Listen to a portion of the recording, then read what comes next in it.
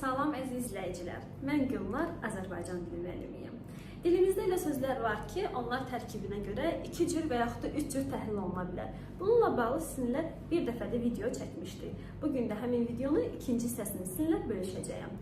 Nəfədə gördüyünüz bu sözlər tərkibinə görə 2 cür təhlil olunur. Mən buna görə də 2 dəfə yazmışam bu sözləri. Birinci sözümüz ürəkdən sözüdür. Ürəkdən sözünü həm ürək sözün kökü dən qrammatik şəkilçi kimi götürə bilərik, yəni çıxışlı hal şəkilçisi kimi götürə bilərik. Məsələn, deyirəm ki, ürəkdən çıxan ən böyük damar aorta damarıdır. Bu zaman söz dəyişdirici qrammatik şəkilçi olur. Bir də bu cür düşünə bilərik ki, mən onu ürəkdən sevirəm. Mən onu necə sevirəm, nə tərzdə sevirəm ürəkdən. Yəni, ürək sözün kökü, dən isə söz düzəldici leksik şəkilçi olur. Zərf düzəldən leksik şəkilçidir. Bir var ürəkdən, nədən? Çıxışlı hal şəkilçisi. Bir də var ki, mən onu ürəkdən sevirəm, nə tərzdə sevirəm? Tərz hərəkət zərfi düzəldir burada, dan-dən leksik şəkilçimiz.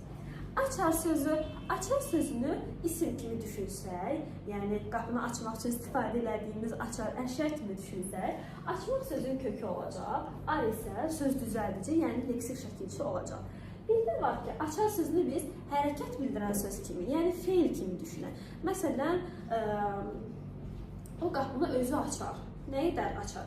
Yəni, açmaq sözün kökü, ar isə qeyri-qəti gələcək zamanın şəkilçisi, yəni qrammatik söz dəyişdirici şəkilçi olacaq. Yanacaq sözü. Yanacaq sözü isim kimi düşünülə bilər.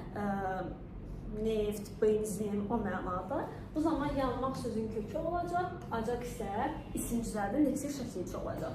Bir də var ki, yanacaq sözünü biz hərəkət bildirən söz kimi, yəni feil kimi düşünə bilərik. Acaq gələcək zamanı, qəti gələcək zaman şəkilçisi olacaq. Yanmaq sözün kökü, acaqsa söz dəyişdirici, yəni qrammatik şəkilçi olacaq. Biz görürük ki, yəni bura qədər təhlil edildiyimiz sözlərdən bunu müşahidə elədik ki, eyni şəkilçilərdir, dən, ar, acaq, acaq.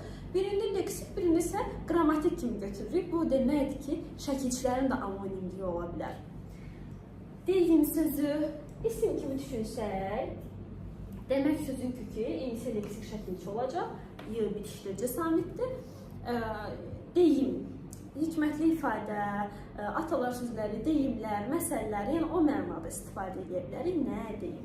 Bir də var ki, qoy mən də sözümü deyim, hərəkət bildirən söz kimi düşünə bilərik. Demək sözün kökü, yer bitişdirici samit, eyni isə qrammatik söz dəyişdirici şəkilçi olacaq. Və sonuncu sözümüz bəzən və bəzən. Bu söz özündə bir çox qaydanı birləşdirir. Bəzən sözü həm uzun tələffüzə görə mənası dəyişən sözdür. Əgər biz bu sözü uzatsaq, bəzən desək, bu ara bir zaman zərfi olacaq. Məsələn, mən bəzən onunla görüşürəm və bu zaman bütöv kök olacaq. Bir də var ki, uzatmadan deyim, bəzən. Bəzənmək feilidir bu. Yəni, özünə bəzək-düzək vermək. Bu zamansa bəzəmək sözündən, bəzəmək feilindən bəzənmək feili yaranır. Yəni, burada n feildən feil düzəldən leksik şəkilçi olur. Və burada heç uzun tələffüz olmayacaq.